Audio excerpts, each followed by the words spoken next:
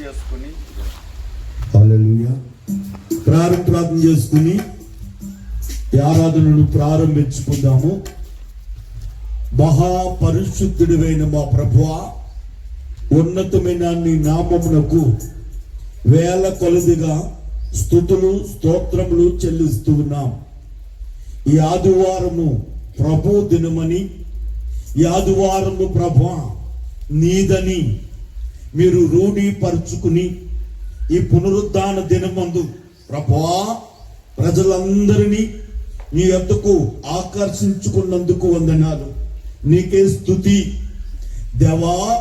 నిన్ను ఆరాధించుటకు స్తుతించుటకు నీ పాదముల యొద్ద నీ వాక్యమును విని అది మా పాదములకు దీపముగా మా త్రోవకు వెలుగుగా మార్చుకొనుటకు నీ పాదముల యొద్దకు వచ్చుచూ ఉండగా యేసయ్యా నీకు వందనాలు.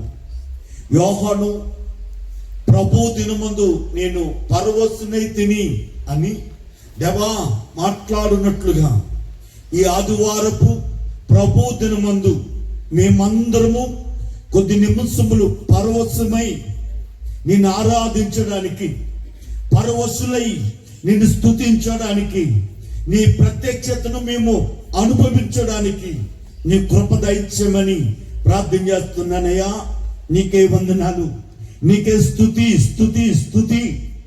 ఈ ఆరాధనలో దేవా ఎందరూ ప్రభా పాలు పొందులు పొందుట నీకు ఇష్టము దేవా, నీ చిత్తమో పరిశుద్ధాత్ముడా ఈ స్థలములోనికి అనేక మంది నైనా నీ ప్రణాళిక చొప్పున, నీ దయా సంకల్పము చొప్పున, నీ ఆత్మ చేత రేపబడి, పరిశుద్ధాత్మ చేత రేపబడి నీ సన్నిధిని అనుభవించడానికి దేవా నీ ప్రజలను తోడుకుని రమ్మని ప్రార్థన చేస్తున్నాను తండ్రి. నీకు వందనాలు, నీకే స్తుతి స్తోత్రములో చెల్లిస్తున్నాను ప్రభువా. మేమందరము కొన్ని కీర్తనలు పాడుతూ ఉండగా కీర్తనలో ఉన్న కీర్తిని ఆరాధనలో నీ వైపు చేతులెత్తి నిన్ను ఆరాధిస్తూ ఉండగా దేవా నీ అభిషేకమును సైన్యములకు లాగున దేవా సెలవిచ్చుచున్నాడన్నా నాయనా.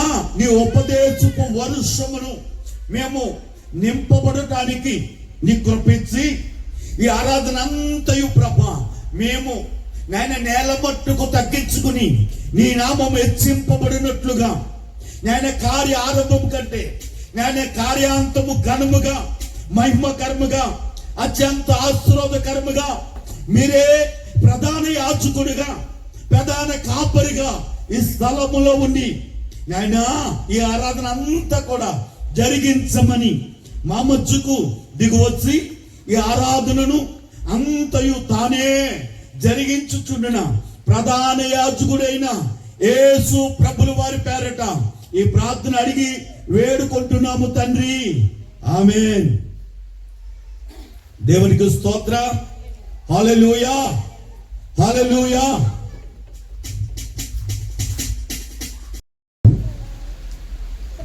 61 దావీదు కీర్తన. పిల్లలు అసలు మాట్లాడకూడదు. దేవా నా మొర్ర ఆలకింపుము, నా ప్రార్థనకు చెవియొగ్గుము.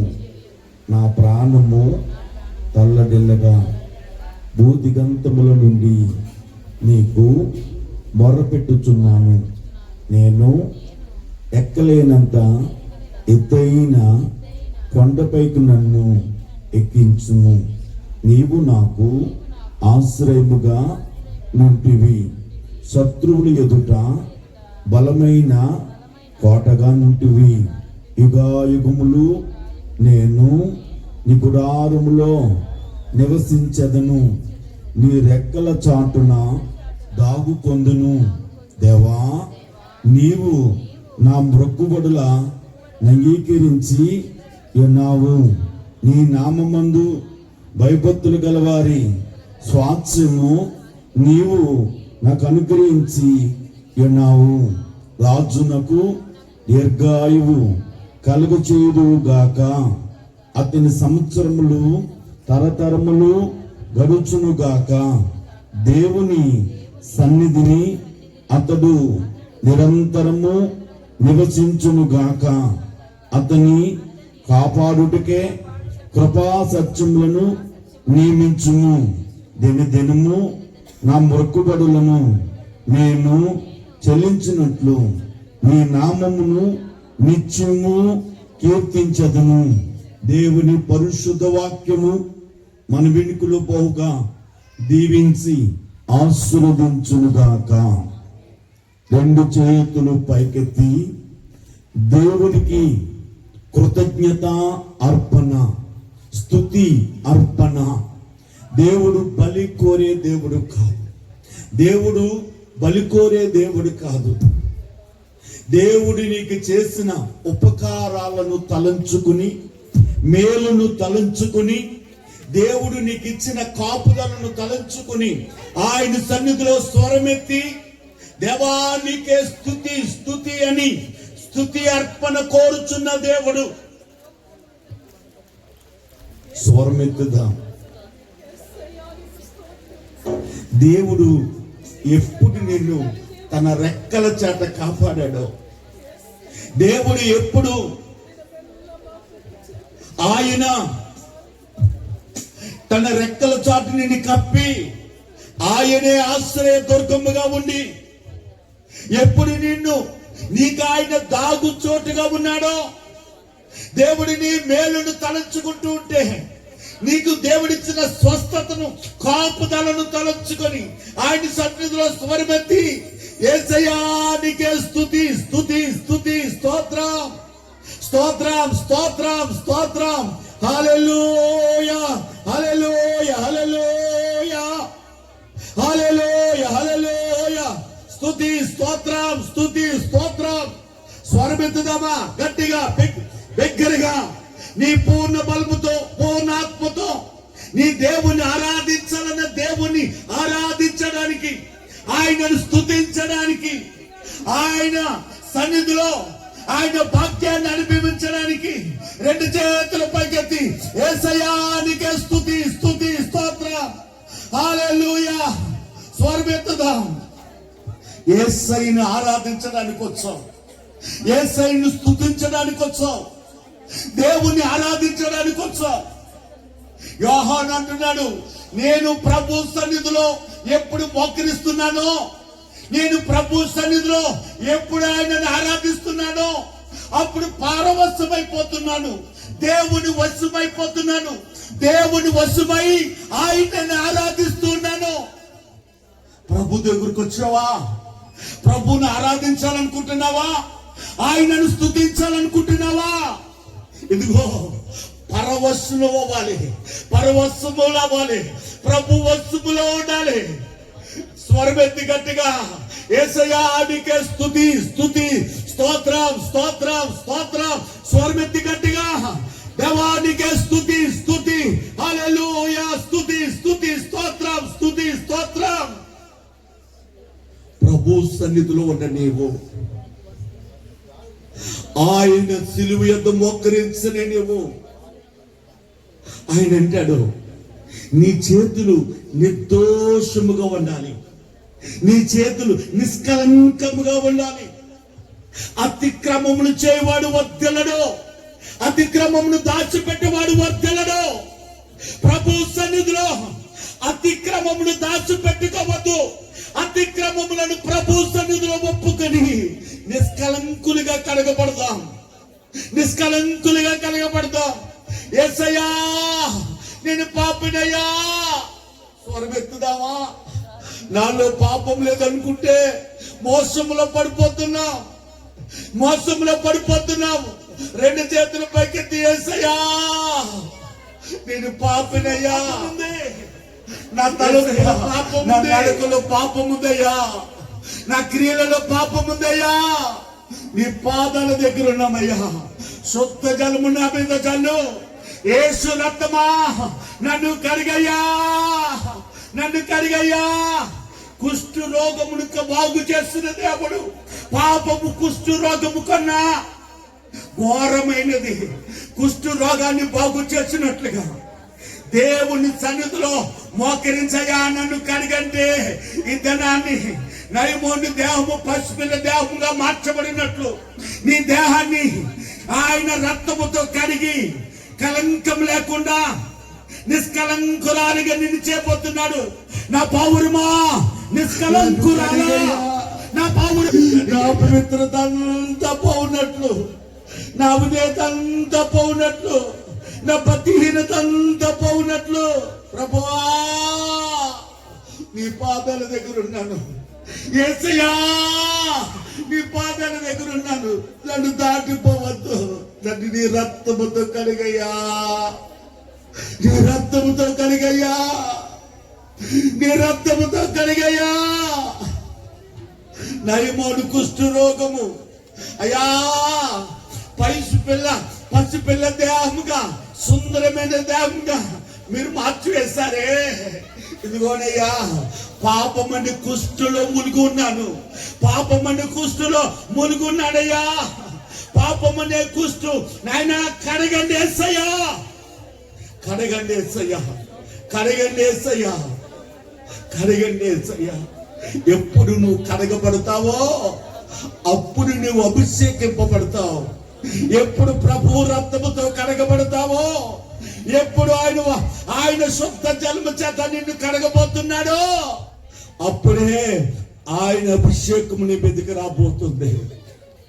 అందరము స్వరమెత్తి ఏక మనసు కలిగి స్వరమెత్తి అందరము కలిసి పాట పాడుదాము.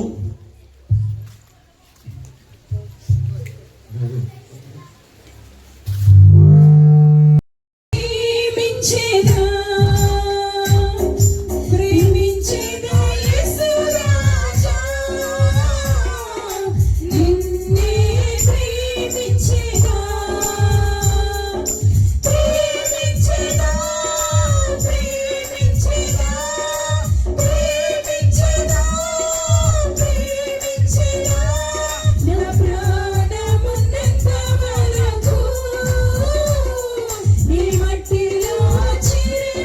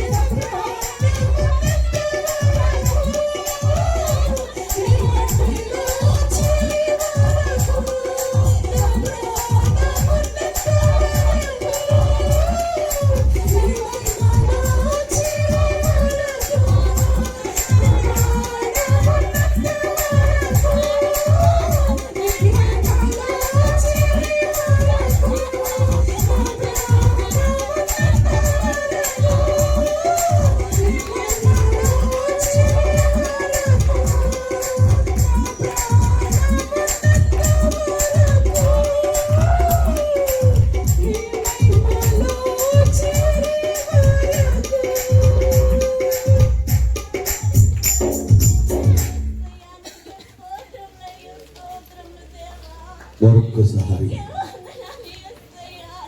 నా ప్రాణం ఉన్నంత వరకు, నేను మట్టిలో చేరే వరకు, నా ప్రాణం ఉన్నంత వరకు, నీ మహిమలో చేరే వరకు నిన్నే ప్రేమిస్తానయ్యా, నిన్నే సేవిస్తానయ్యా, నిన్నే ఆరాధిస్తానయ్యా, నీతోనే మాట్లాడతానయ్యా. ఒక్కసారి ప్రభు దగ్గర నలిగిన హృదయముతో, కృతజ్ఞత హృదయముతో, పశ్చాత్తాప హృదయముతో ప్రభుతో మరొక్కసారి మాట్లాడదామా? తీర్మానముతో మరొక్కసారి పడదామా? నా ప్రాణమున్నంత వరకు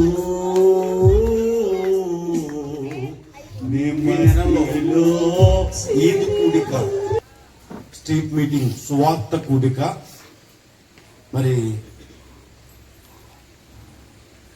బల్లా జార్జి గారు ఆ 4 రోడ్ జంక్షన్ ఉంది కదండి, అక్కడ జరుగుతుంది. ఈ కూడికకు మీదే ఈ కూడిక.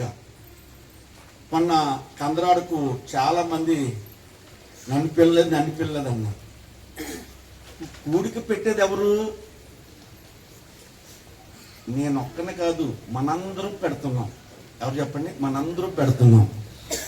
దీనికి పిలవవలసిన వారందరూ కూడా మీరే. అండ్ మేమందరము సువార్త కూడిక పెడుతున్నాం. పలానా ఈదులో రండి, దేవుని వాక్యాన్ని విందాం, దేవుని ఆరాధిద్దామని మీరేం చేయాలి చెప్పండి? మీరందరూ మీ పక్కన ఉన్న వాళ్ళందరినీ, మీ చుట్టూతున్న వాళ్ళందరినీ, మీ బంధువులను పిలవండి. అలాగే మీ కుటుంబ యజమానులను పిలవండి. ప్రాముఖ్యంగా దేవునికి స్తోత్రం. ఈ పరిచర్య కొరకు మీరు ప్రార్థనలో జ్ఞాపకం చేసుకునండి. ఈ పరిచర్య అనేది కేవలము పరిశుద్ధాత్ముడు ఏది మాట్లాడితే అది మాత్రమే మనం మాట్లాడాలి. అంతకు మించి శరీర సంబంధమైన విషయాలు కానీ, లోక సంబంధమైన విషయాలు కానీ మనం మాట్లాడుకోకూడదు. బయట సంఘాలలో ఉన్న అల్లరి కానీ, రాజకీయ సంబంధం కానీ ఇవేవి ఇక్కడ ఉండకూడదు. కేవలము ప్రభువుని ఆరాధించడం మట్టికే. చెప్పండి, ప్రభువుని ఆరాధించడం మట్టికే. నేను మరొకసారి చెప్తున్నాను, ఇక్కడ నిలుచున్న నేను ఎక్కువ కాదు, నా ఎదుటిన్న మీరు తక్కువ కాదు. మనమందరము ఒకటే.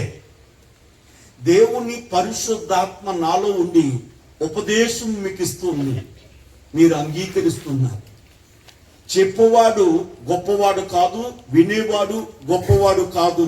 ఎవడు గొప్పవాడంటే పరిశుద్ధాత్ముడు మీతో ఎలా మాట్లాడుతున్నాడో నాతో అలాగే మాట్లాడుతున్నాడు. ఇక్కడ చెప్పే వాక్యం మీకని అనుకుంటున్నారు, నాకును చెప్పబడుతున్న ప్రతి మాట కూడా మీతో పాటుగా నాకు కూడా వినిపింపబడుతుంది. అయితే వాక్యానుసారంగా నడుచుకున్నవాడు ధన్యుడు. మనం ఎవ్వరము గొప్పవాళ్ళం కాదు, ప్రభువే గొప్పవాడు. నేను ఇక్కడున్న నేను అధికారిని కాదు. వాక్యం అంటుంది నేను మీ సేవకుడిని. మీరు ఎవరు చెప్పండి? నేను అధికారిని కాదు, మీ సేవకుడు. అంటే మీకన్నా తక్కువ. నేను ఎవరిని చెప్పండి? మీ సేవకుడును అని అంటే నేను మీకన్నా తక్కువ. మీకన్నా తక్కువ. సేవకుడు అనే మాటకు బైబిల్ గ్రంథములో బానిస అని అర్థం వస్తుంది. ఎవరు చెప్పండి? బానిస. బానిస తన యజమాని ఏది చెప్తే అది చేయాలి. దేవుడు నన్ను మీకు సేవకునిగా ఇచ్చాడు. అంటే నేను మీకు బానిస. మీ కొరకు ప్రార్థన చేయడం, మీ కొరకు దేవుని మార్గాన్ని ఉపదేశించడం నా పని. కనుక నేను ఎక్కువ కాదు, మీరు తక్కువ కాదు, మనమందరము ఒక్కటే.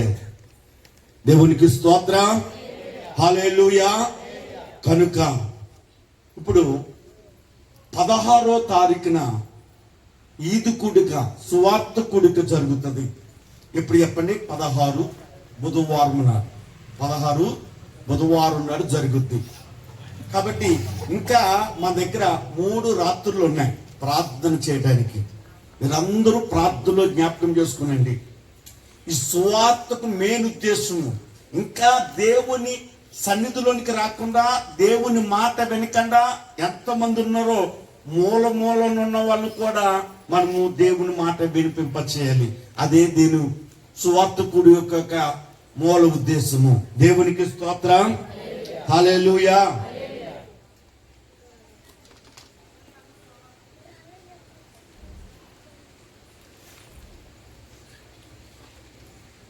దేవుని వాక్యము చదువుకుందాం. అపోస్తలుల కార్యాలు చదువుకుందాం. మరియు యొప్పేలో తబిత అను శిష్యురాలుండెను. ఆమెకు భాషాంతరమున దోర్కా అని పేరు.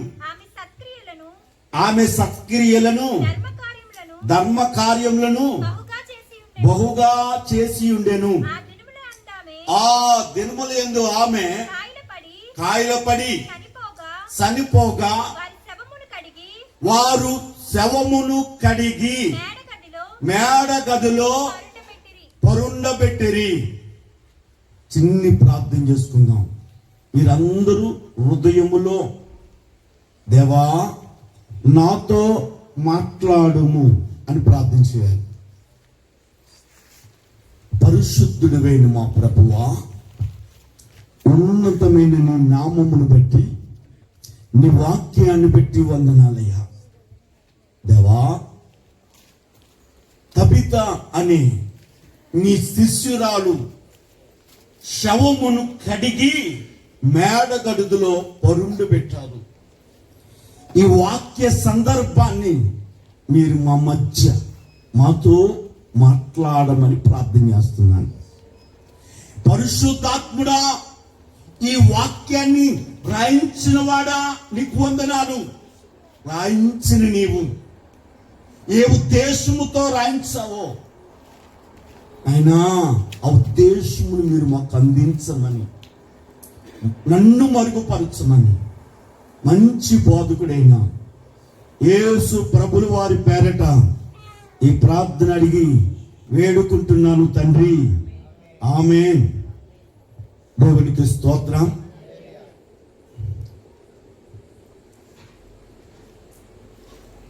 తబిత అనే యేసు ప్రభు యొక్క శిష్యురాలు చనిపోయిందట. సందర్భం ఏంటంటే శవమును కడిగి మేడ గదిలో పరుండు పెట్టారు. జాగ్రత్తగా వినండి. శవమును కడిగి మేడగదిలో పరుండబెట్టారు. ఎవరైనా చనిపోతే మనం ఏం చేస్తామంటే శవమును కడిగి వస్త్రములు వేసి మనము భూమిలో పాతి పెడతాం. దహన సంస్కారాలన్నీ, ఆ భూస్థాపిత కార్యక్రమమును మనం చేస్తాం. యొప్పేలో తబిత అనే ఒక స్త్రీ చనిపోయింది. వీరు ఏం చేయాలి అని అంటే ఆ స్త్రీ శవమును కడిగి భూస్థాపన కార్యక్రమం చేయాలి. కానీ వారు ఏం చేశారంటే మేడ గదిలో పరుండు పెట్టారట. దేవునికి స్తోత్రం, హల్లెలూయా. మేడ గది అనుభవం మనం చూస్తే పాత నిబంధన గ్రంథములో అక్కడక్కడ కనబడుతుంటది. నూతన నిబంధన గ్రంథములో యేసు ప్రభు యొక్క ఆరోహణ దినము నుండి మేడగదే అనుభవం ప్రారంభింపబడినట్లుగా మనం చూస్తున్నాం.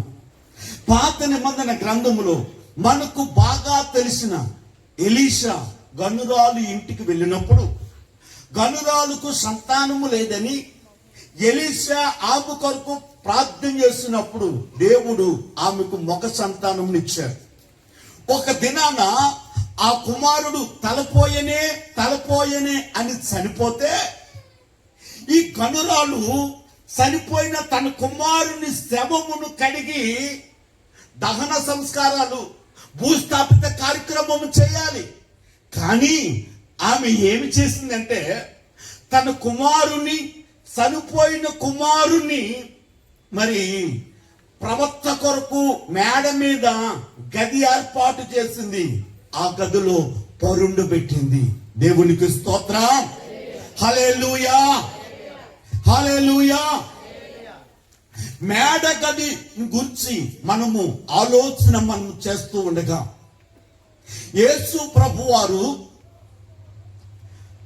చనిపోయి శిలువ మీద మరణించి తిరిగి పునరుద్ధానుడై తిరిగి లేచిన తర్వాత యెరూషలేము, గలిలయ, సమరయ, యోధా ప్రాంతాలలో ఆయన తనను వెంబడించిన వారికి, తన శిష్యులైన వారికి 11 మారులు కనబడి దేవుని వాగ్దానమును గుర్తు చేసుకుంటూ వచ్చారు. ఆయన దేవుడు వారికి చెప్పిన మాటలను గుర్తు చేసుకుంటూ వచ్చారు.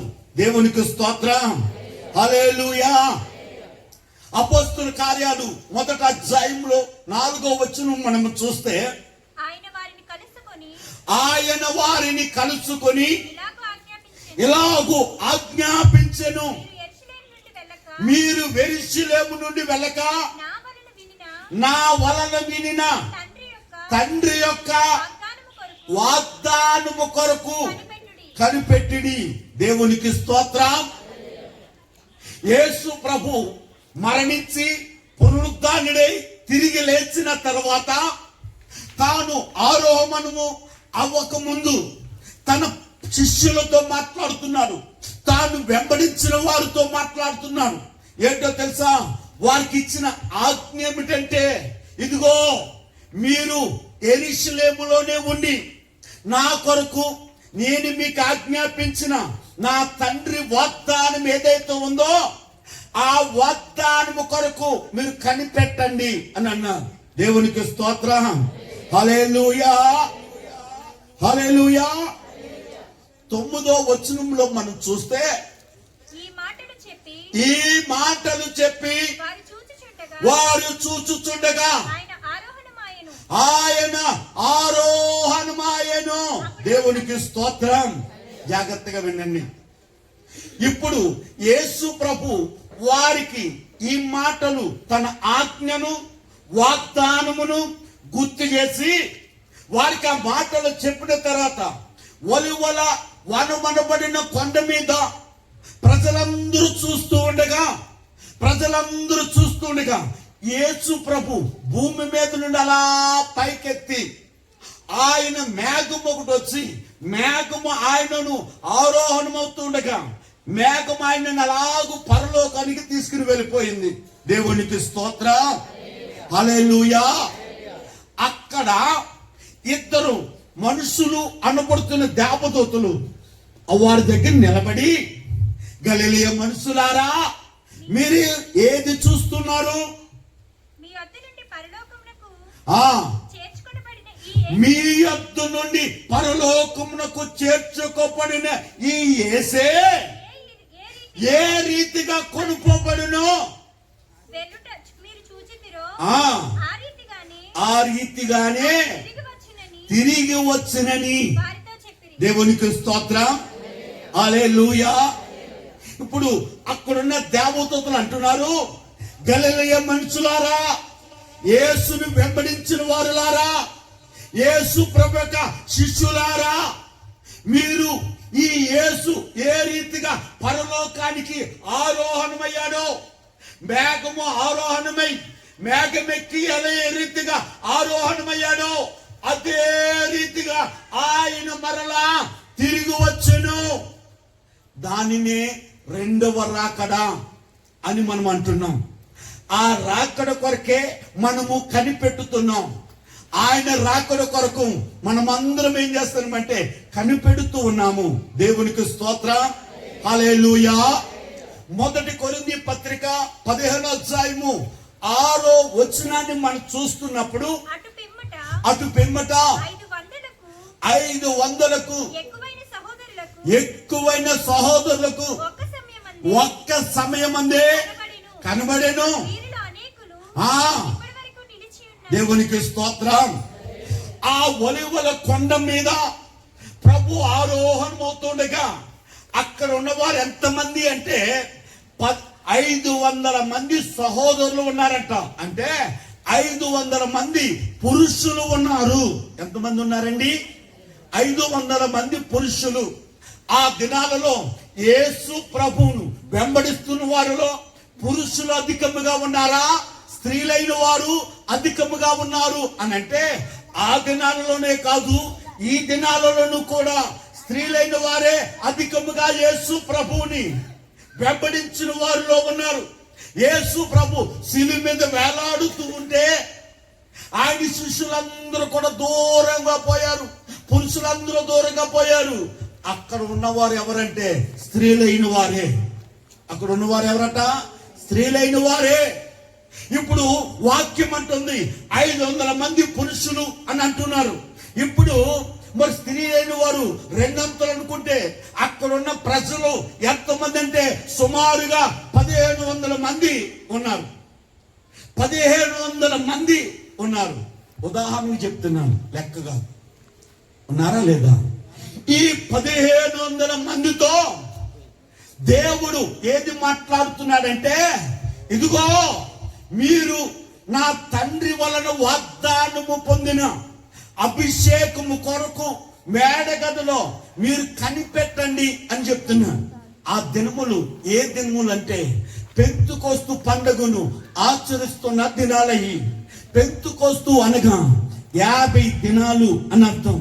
పెంతుకోస్తు అనగా ఎన్ని దినాలు చెప్పండి? 50 దినాలు. ఇప్పుడు యేసు ప్రభు మీరు ఆ యెరూషలేములో ఉండి తండ్రి వాగ్దానము చేసిన పరిశుద్ధాత్మ కొరకు కనిపెట్టండి అని చెప్తే, ఈ మాట విన్న దాదాపు 1500 మంది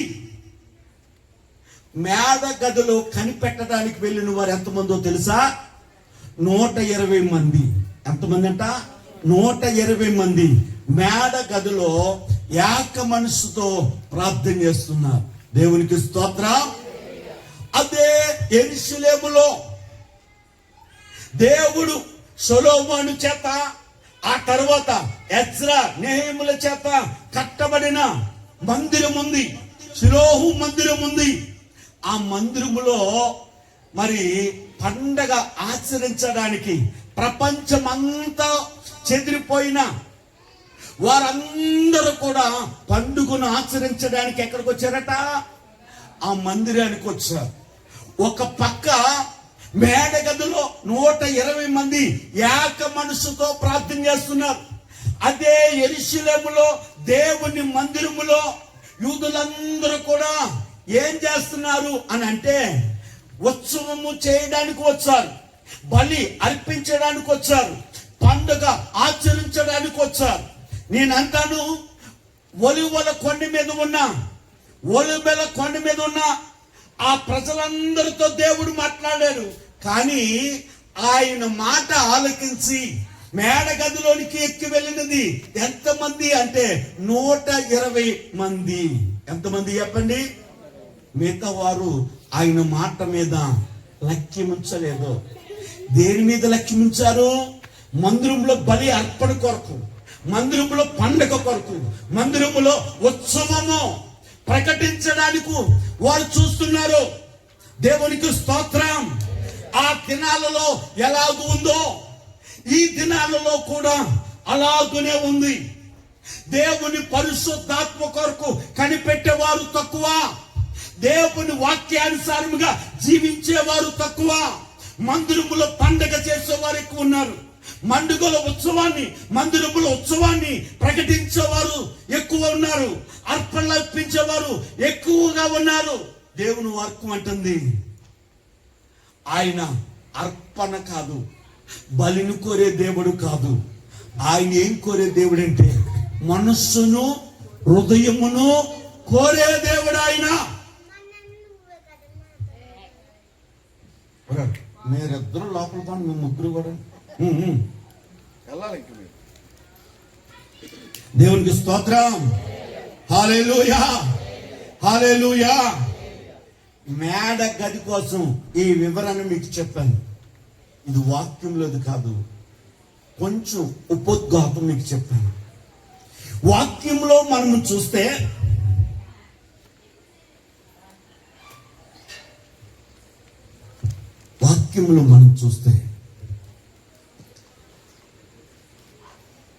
మందిరము దగ్గర అర్పణ అర్పించేవారు, పండగ చేసేవారు, ఉత్సవము చేసేవారు వేల కొలదిగా ఉన్నారు.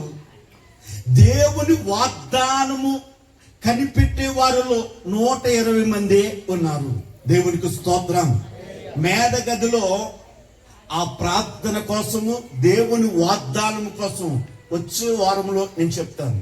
ఇప్పుడు తపిత అనే మాటకు లేడీ అని అర్థం. ఏంటి చెప్పండి?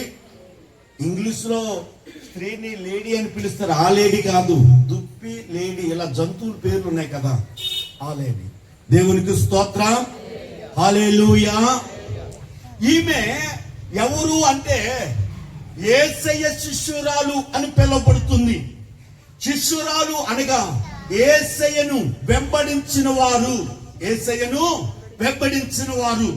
యేసయ్యను వెంబడించిన వారిలో మరణాన్ని గూర్చి వారు యేసు ప్రభు దగ్గర 4 అనుభవాలు చూశారు. ఎన్ని అనుభవాలు చెప్పండి? 4 అనుభవాలు. బైబిల్ గ్రంథములో యేసు ప్రభు వారు మరి 3.5 సంవత్సరాల కాలములో 4 మరణాలను గురించి ఆయన వెంబడించిన వారు విన్నారు, చూచారు. మొదటిది మనము చూస్తే యేసు ప్రభు ప్రజల మధ్య ఆయన బోధ చేస్తూ, ఆయన ప్రజల మధ్య బోధన చేస్తూ ఉండగా అక్కడ యాయీరు అనేవాడు వచ్చాడు. వచ్చి ప్రభు దగ్గరికి వచ్చి సగిలిపడి, అయ్యా నా కుమార్తె సావ సిద్ధముగా ఉంది, దయచేసి నా ఇంటికి వచ్చి ఆమె మీద చేతులుంచు, బ్రతుకుతాది అని ఆయనను వేడుకుంటున్నాడు.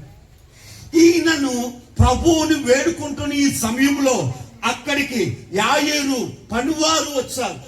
వచ్చి అంటారు కదా, నీవు నీ కుమార్తె చనిపోయింది, మీరు బోధకుని ఇబ్బంది పెట్టద్దు, ఆమె చనిపోయినది అని అన్నారు. వారి ఉద్దేశం ఏమిటంటే, మనుషుడు రోగముతో ఉన్నప్పుడు, మనుషుడు జబ్బుతో ఉన్నప్పుడు మరి దేవుడు స్వస్థపరుస్తాడు, కానీ చనిపోయిన తర్వాత దేవుడు మాత్రమే ఏమి చేయగలడని వారి ఉద్దేశము. ప్రభు అంటున్నాడు, యాయీరుతో అంటున్నాడు, నమ్మకము మాత్రము ఉంచు అన్నాడు, విశ్వాసము మాత్రము ఉంచు అని అన్నాడు. దేవునికి స్తోత్రం. హల్లెలూయా. యేసు ప్రభులు వారు యాయీరు ఇంటికి వెళ్ళి ఆ చనిపోయిన చిన్నదాని చుట్టూ కూడా, ఆమెకు 12 సంవత్సరాలు, చనిపోయిన చిన్నదాని చుట్టూ బంధువులందరూ ఏం చేస్తారంటే ఏడుస్తూ గోల చేస్తున్నారు. వారందరినీ బయటికి పంపించారు. అక్కడ యేసు ప్రభువును చనిపోయిన శవము మాత్రమే గదిలో ఉన్నారు. అప్పుడు యేసు ప్రభు అంటాడు, తలీతా కుమీ అని అన్నాడు ఆయన. చిన్నదానా లెము అని అన్నాడు ఆయన. యేసు ప్రభు మరణాన్ని గూర్చిన, ఆయన వెంబడించిన వారు చూసిన మొదటి అనుభవం ఇది. యేసు ప్రభు వారు చనిపోయిన గదిలో ఉన్న యాయీరు కుమార్తెను తిరిగి లేపాడైన. యేసు ప్రభులో వెంబడించిన రెండో అనుభవం ఏమిటంటే, నాయని వెధవరాలు కుమారుడు చనిపోయాడు. ఆమె వెధవరాలు, భేద స్థితిలో ఉన్నది. ఆ కుమారుడు తప్ప ఆమెకి ఎవరూ లేరట. ఇప్పుడు ఆ కుమారుడు చనిపోతే పాడి మీద కుమారుని తీసుకుని వెళుతూ ఉన్నారు. వెనక ఆ తల్లి ఏడ్చుడయ్యా, నువ్వు ఒక్కడవే నువ్వు కుమారుడు అయి ఉన్నావు, నువ్వు లేకపోతే నాకు దిక్కెవరు, ఈ ముసలితనములో ఈ వృద్ధాప్యములో నాకు దిక్కెవరని రొమ్ము గుద్దుకుంటూ ఏడ్చుకుంటూ వస్తూ ఉండగా ఆ ప్రాంతము గుండా ఎవరు వస్తున్నారంటే యేసు ప్రభు, ఆయన వెంబడించిన వారు, ఆయన శిష్యులు వస్తూ ఉన్నారు. ఇప్పుడు ఆ తల్లి యొక్క రోదన చూసి, ఆ కన్నీరుని చూసి, ఇప్పుడు పాడిని ముట్టుకున్నాడంటే యేసు ప్రభు వారు. పాడి మీద ఉన్న శవం ఏం చేసింది? లేచి నిలబడింది. దేవునికి స్తోత్రం, హల్లెలూయా. యేసు ప్రభులో మరణాన్ని గుర్చిన రెండో అనుభవం, యేసు ప్రభు ఒక ప్రాంతంలో సువార్త ప్రకటిస్తూ ఉంటే, బోధన చేస్తూ ఉంటే, ఆయన యొద్దకు ఒక కబురు వచ్చింది. ఏమిటా కబురు అంటే, అయ్యా, మీరు ప్రేమించిన మార్తా మరియల సహోదరుడు లాజరు ఉన్నాడే, ఆ లాజరు రోగి అయి ఉన్నాడు అని కబురు వచ్చింది. దేవునికి స్తోత్రం. రోగు యేసు ప్రేమించాడు కనుక, ఆ కుటుంబం యేసు ప్రభువుని ప్రేమిస్తుంది కనుక, కబురు విన్న వెంటనే యేసు ప్రభు ఏం చేయాలి? లాజరును స్వస్థపరచడానికి వెళ్ళాలా వద్దా? వెళ్ళలేదు ఆయన. ఇప్పుడు మరలా ఇంకొక కబురు వచ్చింది. ఏంటో తెలుసా? లాజరు చనిపోయాడు అని వార్త తెలిసింది. అయినా వెళ్ళలేదు. 4 దినముల్లో 4వ దినమందు వెళ్ళాడు. మార్త అంటుంది, మరి అంటుంది, అయ్యా, నీవిక్కడుంటే లాజరు చనిపోకపోదును అని అన్నాడు. ఇప్పుడు లాజర్ని ఎక్కడ పెట్టారు? సమాధి చేశారు అని అంటే సమాధి దగ్గర తీసుకెళ్లారు. ఇప్పుడు 4వ దినమంద యేసు ప్రభు చనిపోయిన లాజరు బయటికి రా అని పిలిచారు. లాజరు బ్రతికి, కుళ్ళిపోయిన శవము బ్రతికి తిరిగి సమాధిలో నుండి వచ్చుట ఆ గ్రామమంతా, ప్రజలందరూ, ఆయనని వెంబడించిన వారు, ఆయన శిష్యులందరూ కూడా చూచారు. ఈ కార్యాన్ని ఎవరు చూశారట? దేవునికి స్తోత్రం.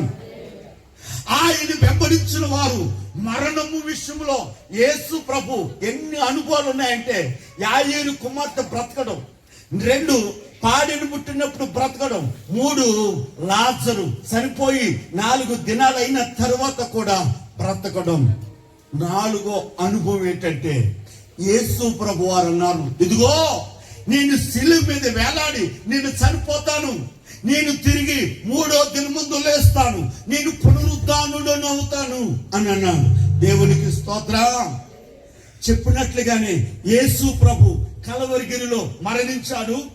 3వ దినమందు మరణాన్ని జయించి పునరుద్ధానుడై తిరిగి లేచారు. దేవునికి స్తోత్రం, హల్లెలూయా, హల్లెలూయా.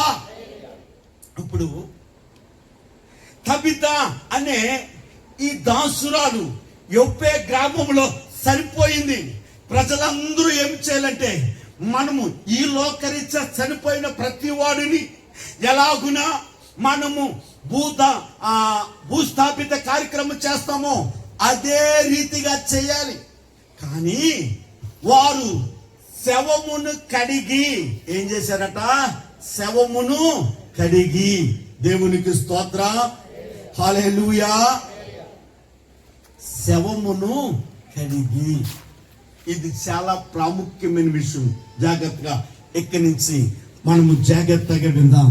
దేవునికి స్తోత్రం. బైబిల్ గ్రంథము చెప్తుంది, మరణము అంటే ఎడబాటు అని అర్థం. మరణం అంటే ఏంటట? ఎడబాటు అని అర్థం. ప్రకటన గ్రంథము 3వ అధ్యాయము 1వ వచనములో మనం చూస్తే, 7 ఆత్మలు కలిగిన వాడు చెప్పు సంగతులేమనగా నీ క్రియలు నేను ఎరుగుదును. ఏమనగా జీవించుచున్నావన్న పేరు మాత్రమే ఉన్నది, కానీ నీవు మృతుడవే.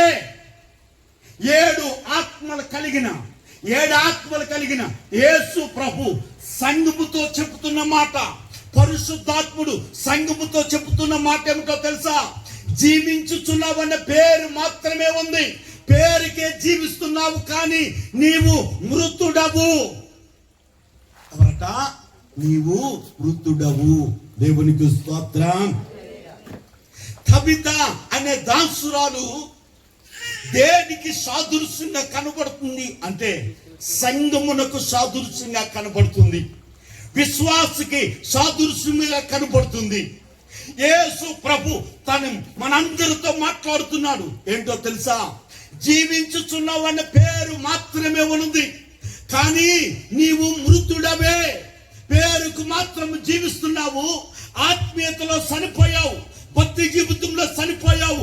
కనుక నీవు చనిపోయావు కనుక నీవు నాకు ఎడముగా ఉన్నావు. మరణం అంటే ఎడబాటు, మరణం అంటే ఎడబాటు. దేవునికి ఎడముగా దూరముగా ఉండి జీవించడం. దేవునికి స్తోత్రం. ఎఫెసీ పత్రిక 2వ అధ్యాయము 1వ వచనాన్ని మనం చూద్దాం. ఎందుకు మనము మరించినట్లుగా ఉన్నాం అని మనం చూసినట్లయితే, మీ అపరాధముల చేతను పాపముల చేతను మీరు చచ్చిన వారై. చాలు. మీ అపరాధముల చేత పాపముల చేత మనుష్యుడు ఎలాగున్నాడంటే చచ్చిన వారే ఉన్నారు, చనిపోయిన వారుగా ఉన్నారు. దేవునికి స్తోత్రం. చనిపోయిన ఈ స్త్రీ తిరిగి బ్రతికింపబడాలని, తిరిగి జీవింపబడాలని అక్కడున్న వారు శవమును కడిగి మేడగదిలో పెట్టారు. అలాగా మనము కూడా తబితవలే ఆత్మీయతలో చనిపోయాం. ఎందుకు చనిపోయాము అని అంటే మనక అతిక్రమమును బట్టి, అపరాధమును బట్టి, పాపమును బట్టి సచ్చిన వారుగా మనము కనబడుతున్నాం. మనలో జీవము లేదు, జీవించవన్న పేరు మాత్రమే ఉంది, కానీ మనం ఎవరమంటే మృతులము. దేవునికి స్తోత్రం. హల్లెలూయా, హల్లెలూయా. చనిపోయిన ఈ స్త్రీ బ్రతికింపబడాలి, చనిపోయిన సంఘము బ్రతికింపబడాలి, చనిపోయిన విశ్వాసి బ్రతికింపబడాలి. ఆత్మీయతలో దేవునికి దూరమైపోయిన ప్రతి వాడు క్రీస్తు ప్రభులో తిరిగి జీవించాలి అని అంటే, ఇప్పుడు మీరు ఏం చేశారంటే శవమును కడిగి ఏం చేశారంట? మొట్టమొదటగా కడిగిన స్థితి. ఏ స్థితి చెప్పండి? కడిగిన స్థితి. యేసు ప్రభులు వారు కడవరి రాత్రి తన శిష్యులను కూర్చోబెట్టి ఆయన వారి పాదాలు కడగటానికి ప్రారంభించాడు. ఆయన ఏం చేశాడని చెప్పండి? ఆయన పాదాలు కడగడం ప్రారంభించాడు. దేవునికి స్తోత్రం. ఈ రోజున దేవుడు నీతో మాట్లాడుతున్న మాట ఏంటో తెలుసా? సంఘముతో ఆత్మ చెప్పుచున్న మాట, జీవించుచున్నామన్న పేరు మాత్రమే ఉంది. మృతుడవే. మృతమైన నీవు శవమును కడిగినట్లుగా నిన్ను కడుక్కుంటే నిన్ను జీవింపచేస్తాను. దేవునికి స్తోత్రం. ఈ తరం వారు ఎలాగున్నారు అని అంటే, సామెతల గ్రంథము 30వ అధ్యాయము 12వ వచనాన్ని చదువుదాం.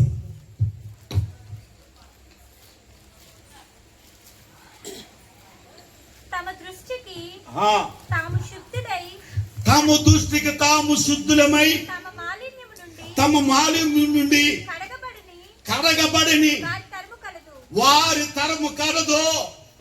ఏం తరమట? మాలిన్యమును కడుగుకొని తరము. తమ దృష్టికి తామే శుద్ధులమని ప్రకటించుకునేవారు తరము. ఈ రోజున యేసు యొద్దకు వచ్చిన వారు చాలా మంది ఏమనుకుంటున్నారంటే నేను శుద్ధుడను, నేను పవిత్రుడను, నాలో దోషం లేదు, నాలో పాపం లేదు, నాలో కల్మషం లేదు, నాలో అపవిత్రత లేదని వారికి వారే అనుకుంటున్నారు. దేవునికి స్తోత్రం. వాక్యం అంటుంది కడగబడని తరం ఒకటి ఉంది, కడగబడని తరం ఒకటి ఉంది. నా దేవుడు అంటున్నాడు ఈ తరమే కడగబడకుండా కడగబడని తరము. దేవునికి స్తోత్రం. కడగబడని తరమా, మాటకు లోపడని తరమా, దేవుని వాక్యము నీతో మాట్లాడుతున్న మాట ఏమిటంటే, ఇదిగో నీ దేవుడు నిన్ను కడగటానికి సిద్ధంగా ఉన్నాడు. కడిగి మేడ గదిలో నువ్వు పెట్టబడాలి, కడిగి మేడ గదిలో నువ్వు పెట్టబడాలి. దేవునికి స్తోత్రం. ఆయన ఎలా కడుగుతాడు? ఒక పాపిని ఎలా కడుగుతాడు? ఒక అపవిత్రత పోవటానికి ఎలా కడుగుతాడు? నీ దోషాన్ని పోవటానికి, నీ కల్మషం పోవటానికి, నీ యొక్క పాప పరిస్థితులన్నీ కూడా పోవటానికి ఆయన ఎలా కడుగుతాడు అని ఆలోచన చేస్తే, యెషయా గ్రంథము 36వ అధ్యాయంలో 25వ వచనాన్ని మనం చదువుతుండగా, మీ అపవిత్రత యావత్తు పోవునట్లు నేను మీ మీద శుద్ధ జలమును చల్లబోతున్నాను. దేవునికి స్తోత్రం. హల్లెలూయా. మీ అపవిత్రత అంతా, మీ దోషమంతా, మీ పాపమంతా, మీ కల్ముషమంతా కూడా పోవటానికి నీ దేవుడు వాక్యమును శుద్ధ జలాన్ని నీ మీద చల్లుతూ ఉన్నాడు. ఈ శుద్ధ జలం ఏంటో తెలుసా? వాక్యమే. వాక్యమే. వాక్యమును యేసు ప్రభుల వారు ఆయనే నిన్ను శుద్ధపరచు శుద్ధ జలముగా మారి, ఆయనే శుద్ధ జలముగా మారి నిన్ను కడుగుతున్నాడు. ఇంకొక మాట నేను మీకు తెలియజేస్తాను, చాలా ఇంపార్టెంట్ మాట. లూకా సువార్త 15వ అధ్యాయము 32వ వచనాన్ని ఒకసారి చదువుదాం. మనము సంతోషపడి ఆనందించడం యుక్తమే. ఈయన తమ్ముడు చనిపోయి తిరిగి బ్రతికెను. జాగ్రత్తగా ఉన్నాను. తండ్రి పెద్ద కుమారుడితో చెప్తున్న మాట. చిన్న కుమారుడు తప్పిపోయి, చిన్న కుమారుడు తన తండ్రి దగ్గర ఆస్తిని అంతా కూడా కూడబెట్టుకుని, తన భాగము కూడబెట్టుకుని తండ్రి దగ్గర నుండి దుర్వ్యాపారం చేయడం దూరంగా వెళ్ళాడట. వీడు చనిపోయాడా? దూరంగా వెళ్ళాడా? వీడు చనిపోయాడా? దూరంగా వెళ్ళాడంటే చనిపోలేదు, తండ్రి నుండి దూరంగా వెళ్ళాడు. ఇప్పుడు తండ్రి అంటున్నాడు వీడు చనిపోయి తిరిగి బ్రతికేను. నిజంగా చనిపోయాడా? లేదు, బ్రతికే ఉన్నాడు. కానీ తండ్రికి దూరంగా ఉన్నాడు. ఈ రోజున ప్రజలు బ్రతికే ఉన్నారు కానీ దేవునికి దూరముగా ఉన్నారు. అందుకే తండ్రి అంటున్నాడు ఈయన తమ్ముడు ఏం చేశాడట? చనిపోయి బ్రతుకున్న వాడిని చూపిస్తున్నాడు. బ్రతుకున్న వాడిని చూపిస్తూ ఈయన తమ్ముడు చనిపోయాడు, తిరిగి బ్రతికాడు. అంటే దాని అర్థం ఏంటో తెలుసా? శరీర మరణము కాదు, ఆత్మీయ మరణం. శరీర మరణము కాదు. తండ్రికి దూరం అయిపోయాడు, తిరిగి మళ్ళీ తండ్రి దగ్గరకు వచ్చాడు. అలాగే దేవునికి దూరం అయిపోయిన దేవుని ప్రజలందరూ కూడా తిరిగి దేవునిలో దగ్గరకు బ్రతికింపబడాలి అని అంటే దేవుడు అంటున్నాడు మీ అపవిత్రత అంతా, మీ దోషమంతా, మీ కల్ముషమంతా కడగటానికి వాక్యమైన శుద్ధ జలమును మీ మీద జల్లుతూ ఉన్నాను. దేవుడే తన వాక్యమును శుద్ధ జలాన్ని జల్లుతూ ఉన్నాడట. దేవునికి స్తోత్రం. హల్లెలూయా. యెషయా గ్రంథము 1వ అధ్యాయము 16వ వచనాన్ని ఒకసారి చదువుదాం. మిమ్ములను కడుగుకొనిడి, శుద్ధి చేసుకొనిడి, మీ దుష్క్రియలు నాకు కనబడకుండా. దేవునికి స్తోత్రం. హల్లెలూయా. దేవుడు నీతో మాట్లాడుతున్న మాట ఏంటో తెలుసా? మీ దుష్క్రియలు దేవునికి కనబడకుండా మీ అపరాధాలు దేవునికి కనబడకుండా, మీ అతిక్రమములు దేవునికి కనబడకుండా, మీ పాపం దేవునికి కనబడకుండా దేవుడు అంటున్నాడు, కడుగుకోండి, మీరు మీ పాపాన్ని కడుగుకో, నీ పాపాన్ని కడుగుకో. ఎలా కడుక్కుంటా అంటే, వాక్యము నీ హృదయంలోనికి వస్తున్నప్పుడు, వాక్యము నువ్వు వింటున్నప్పుడు ఆ వాక్యానికి తగినట్లుగా నీ ప్రవర్తన సరి చేసుకోవాలి, నీ ఆలోచన సరి చేసుకోవాలి, నీ క్రమమును సరి చేసుకోవాలి. దేవునికి స్తోత్రం, హల్లెలూయా. ప్రభు పాదాల దగ్గరకు వచ్చి, అయ్యా నేను పాపినని, అతిక్రమములను దాచిపెట్టువాడు వర్ధిల్లడట, అతిక్రమమును ప్రభు దగ్గర ఒప్పుకున్నవాడు వర్ధిల్లుతాడట. ఆయన పాదాల దగ్గర ఒప్పుకుంటే ఆయన కడగబోతున్నాడు. 15వ వచనంలో ఒక మాట చదవండి. మీరు చేతులెత్తినప్పుడు మిమ్మల్ని చూస్తలేదట, మీరు బహుగా ప్రార్థన చేస్తున్నప్పుడు మీ ప్రార్థన వినను. ఇప్పుడు దేవుడు ఏమంటాడు తెలుసా? మీరు నా సన్నిధిలో చేతులెత్తుతున్నారే, నేను మీ వంక నేను చూడను. మీరు బహుగా ప్రార్థన చేస్తున్నారే, మీ ప్రార్థన నేను వినను. ఎందుకు వింటలేదంటే, మనము కడగబడకపోతే, మన దోషంలో ఉంటే, మన అతిక్రమంలో ఉంటే, మన మాలిన్యంలో ఉంటే ఆయన మన వైపు చూడడు. కడగబడితే నీ వైపు చూడబోతున్నాడు ఆయన, కడగబడితే నీ ప్రార్థన వినబోతున్నాడు ఆయన. దేవునికి స్తోత్రం, హల్లెలూయా, హల్లెలూయా. ఏప్రిల్ రాసిన పత్రిక 10వ అధ్యాయము 22వ వచనాన్ని చదువుదాం.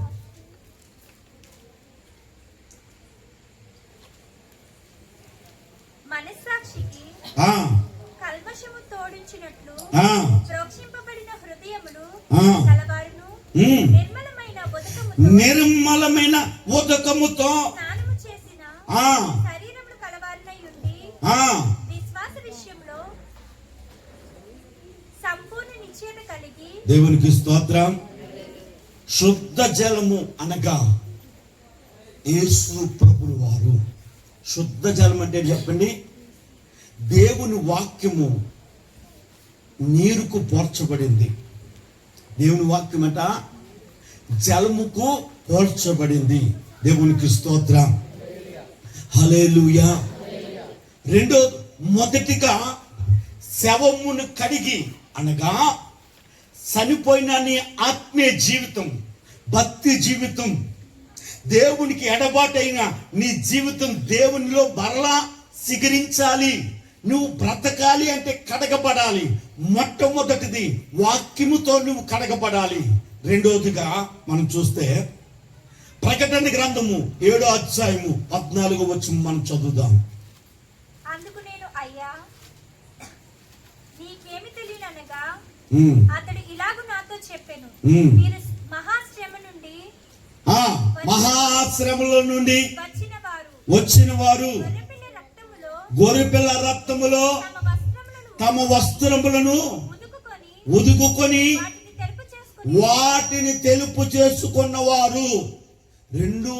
రెండో మనిషిని కడిగేది రెండోది ఏంటి తెలుసా? యేసయ్య రక్తం. రెండో కడిగేది ఎవరట? యేసయ్య రక్తం. యేసయ్య రక్తం ప్రతి పాపము నుండి నిన్నేం చేస్తుందట? విమోచిస్తుంది. దేవునికి స్తోత్రం, హల్లెలూయా. మొట్టమొదటిగా దేవుని వాక్యమును శుద్ధ జలము చేత నువ్వు కడగబడాలి. రెండవదిగా ఆయన రక్తము చేత నీవు కడగబడాలి, శుద్ధి చేయబడాలి, శుద్ధి చేయబడాలి. దేవునికి స్తోత్రం. అందుకే మొదటి పేతురులో మనం ఆయన అంటాడు, మొదటి అధ్యాయం 9వ వచనంలో, ముగింపులోనికి వచ్చాం. మీరు ఆయన చూడకపోయినను ఆయనను ప్రేమించుచున్నారు. ఇప్పుడు ఆయన కన్నులారా చూడకయే విశ్వసించుచు మీ విశ్వాసమును ఫలమును. మొదటి పేతురు 1వ అధ్యాయము 19వ వచనం. అమూల్యమైన రక్తము చేత, అమూల్యమైన రక్తము చేత అనగా నిర్దోషమును నిష్కలంకమునైన గొర్రెపిల్ల రక్తము. చాలు. గొర్రెపిల్ల నిర్దోషి నిష్కలంకమునైన గొర్రెపిల్ల రక్తము చేత మనమందరము కడగబడి విమోచింపబడితిమి. దేవునికి స్తోత్రం. నిన్ను కడిగేదేంటో తెలుసా? నీ పాపాన్ని కడిగేది, నీ శాపాన్ని కడిగేది, నిన్ను విమోచించి మరణాన్ని నుండి తప్పించి నిన్ను జీవములోనికి నడిపించేది యేసు ప్రభుల వారి రక్తము. ఆయన రక్తముతో మనము కడగబడాలి. ఆయన రక్తముతో మనము కడగబడాలి. దేవునికి స్తోత్రం. హల్లెలూయా. ఆయన రక్తముతో కడగబడితే, ఆయన వాక్యమును శుద్ధ జలముతో కడగబడితే ఎలా ఉంటదంటే, యోహాను సువార్త 13వ అధ్యాయము 8వ వచనాన్ని ఒక్కసారి చదువుదాం.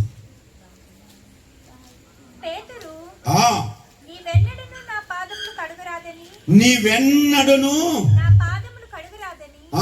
ఆయనతో అనెను. అందుకు యేసు, నేను నిన్ను కడగని ఎడల నాతో నీకు పాలు లేదనెను. నాతో నీకు అంట. యేసు ప్రభు ఎవరిని కడగట్లేదో, ఆయన వాక్యము చేత ఎవరిని కడగబడట్లేదో, ఆయన రక్తము చేత ఎవరు కడగబడట్లేదో, ఆయన అంటాడు, కడగబడిన వాడు ఆయనలో పాలు లేదు. కడగబడిన వాడు ఆయనలో పాలు లేదు. దేవునికి స్తోత్రం. ఆయనలో పాలంటే తెలుసా? ఆయన వెళుతూ అంటున్నాడు, ఇదిగో నేను మీకు స్థలము సిద్ధపరచి వెళుతున్నాను. నేనుండే స్థలంలో మీరును కూర్చుండులాగున నేను త్వరగా వచ్చి మిమ్మల్ని అక్కడ కొనిపోతాను. ఆయన అంటున్నాడు, ఆయన ఎక్కడుంటున్నాడు? ఆ మహిమగల రాజ్యములో, ఆ పరలోక రాజ్యములో. అక్కడ బంగారపు రాజ్య వీధులు, ఆ బంగారపు రాజ్య వీధులు కలిగిన దా తండ్రి దగ్గర సింహాసనము మీద కూర్చున్నాడు ఆయన.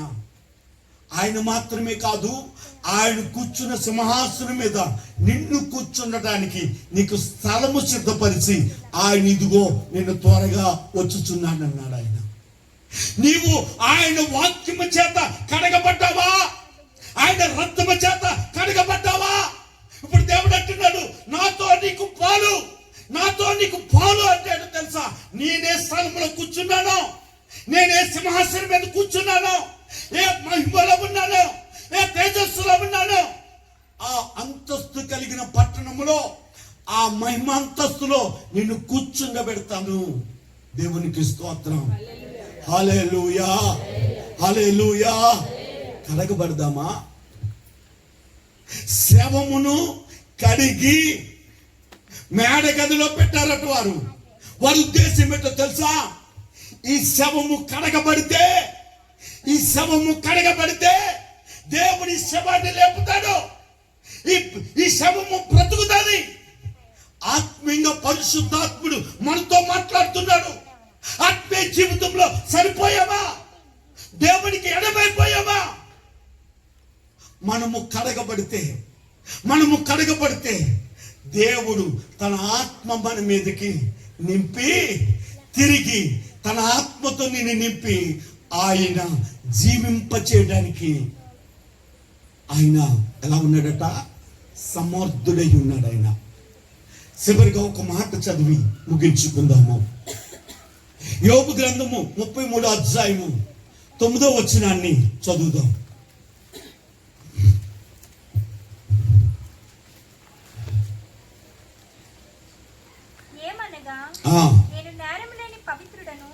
ఏమనగా నేను నేరము లేని పవిత్రుడను, మాలిన్యము లేని పాపరహితుడను. నీ దేవుడు ఎలాంటి వాడు అంటే, ఆయన లోకములో ఉన్న లోకము ఆయనలోనికి రాలే. ఆయన పాపుల మధ్య ఉన్న పాపం ఆయనలోనికి రాలేదు. ఆయన ప్రజలందరి ఎదుట నీతిమంతుడిగా ఉన్నాడు ఆయన. ఇప్పుడు వాక్యం అంటుంది నువ్వు ఎలా ఉండాలట? ఇప్పుడు మనం ఇచ్చే సాక్ష్యం ఏంటో తెలుసా? మరొకసారి చదవండి. ఏమనగా ఇప్పుడు చూడండి, తిరిగి నువ్వు బ్రతికింపబడుతున్నావా? తిరిగి నువ్వు బ్రతికింపబడుతున్నావా? నీవిచ్చే సాక్ష్యం ఎలాగ ఉండాలంటే చదవండి. నేను నేరము లేని పవిత్రుడను, మాలిన్యము లేని పాపరహితుడను. నీవు ఆయన చేత కడగబడితే, వాక్యము చేత కడగబడితే, ఆయన రక్తము చేత కడగబడితే నీవు పాపరహితుడిగా ఉంటావు. నీలో మాలిన్యము ఉండదు, నీలో మాలిన్యము ఉండదు. దేవునికి స్తోత్రం. అట్టి వాక్యము, దేవుని వాక్యమును శుద్ధ జలము చేత, ఆయన రక్తము చేత కడగబడి మనమందరము కూడా పాపరహితుడిగా, మాలిన్యము లేని వారుగా ఉండగల గొప్ప స్థితి దేవుడు అనుగ్రహించునుగాక. ఆమేన్. మేడ గదిలో పెట్టబడిన ఆ శవము రేపు ఎలాగా పునరుద్ధానమైందో, జీవించిందో వచ్చే వారము నేను మీకు తెలియజేస్తాను. ఈ వాక్యము కంటిన్యూషన్ రెండో భాగము వచ్చే ఆదివారము తెలియజేస్తాను. దేవునికి స్తోత్రం. చిన్న ప్రార్థన చేస్తాను. ఆ తర్వాత చిన్న సంస్కారపు ఆరాధన ఉంది. అదైన తర్వాత ముగింపు ప్రార్థన చేసుకుందాం. పరిశుద్ధుడు అయిన మా ప్రభువా, నీ బిడ్డలందరితో పరిశుద్ధాత్ముడా మాట్లాడినందుకు వందనాలు.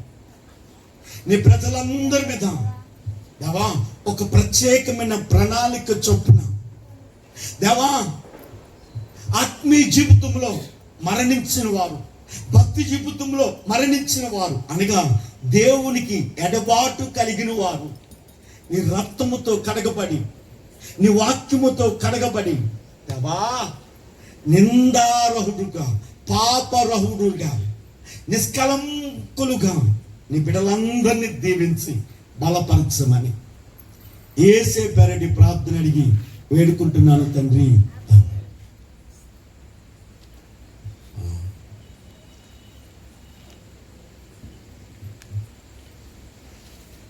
రండి.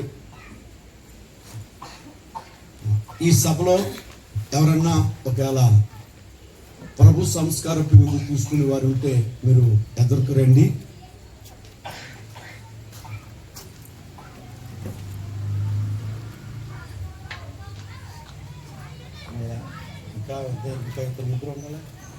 సరే, చిన్న ఆరాధన చేస్తా.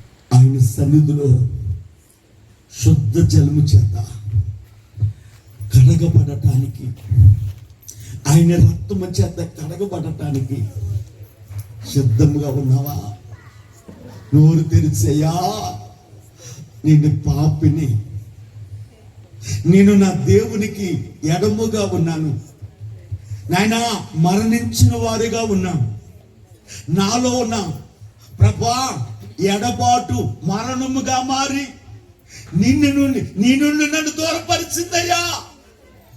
నన్ను కడిగయ్యా. స్వరంగా అడుగుదాం. అయ్యా నన్ను కడిగేసయ్యా. నేను విస్తారంగా ప్రార్థన చేస్తున్నా, నా మొర నీ దగ్గర చేరట్లేదు అయ్యా. నేను చేతులు ఎత్తుతున్నా, నువ్వు నన్ను చూడట్లేదు.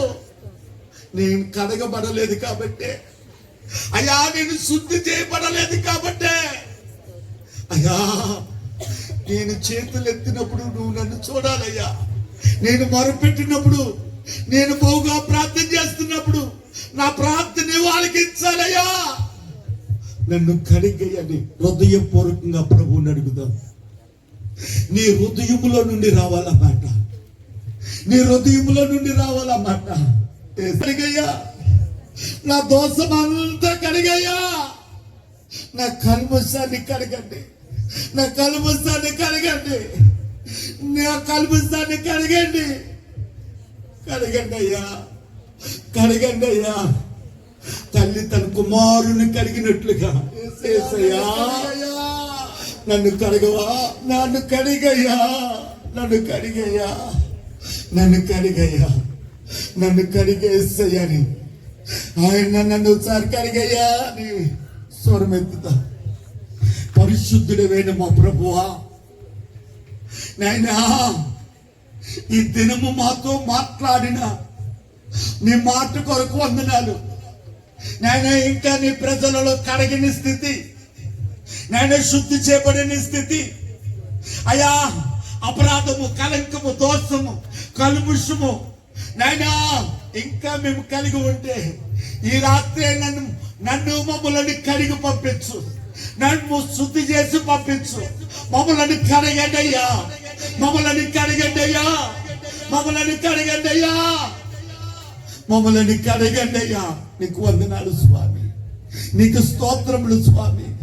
అయ్యా, పాపముతో, దోషముతో, కల్మషముతో పరువెక్కిన అయ్యా, వారి కోరికతో నీ ప్రజలు వచ్చారు అయ్యా, మనవులతో నీ ప్రజలు వచ్చారు. దేవా నీకు వందనాలు. నీ ప్రజలందరి నాయనా కోరికను మీరు సిద్ధింపచేయండి. వాళ్ళ ఆలోచనంతా నాయన మీరు నెరవేర్చమని ప్రార్థన చేస్తున్నానయ్యా. నీకు వందనాలు అయ్యా. ప్రతి వారు కుటుంబముగా పెంచమని నాయనా నీకు వందనాలు. ప్రతి వారిని మీరు దర్శించమని, ఈరోజు దేవుడు నాతో మాట్లాడాడని గొప్ప సంతోషము హృదయములో కలిగించమని, నీ కృపతో నింపమని మా మధ్యకు దిగవచ్చుని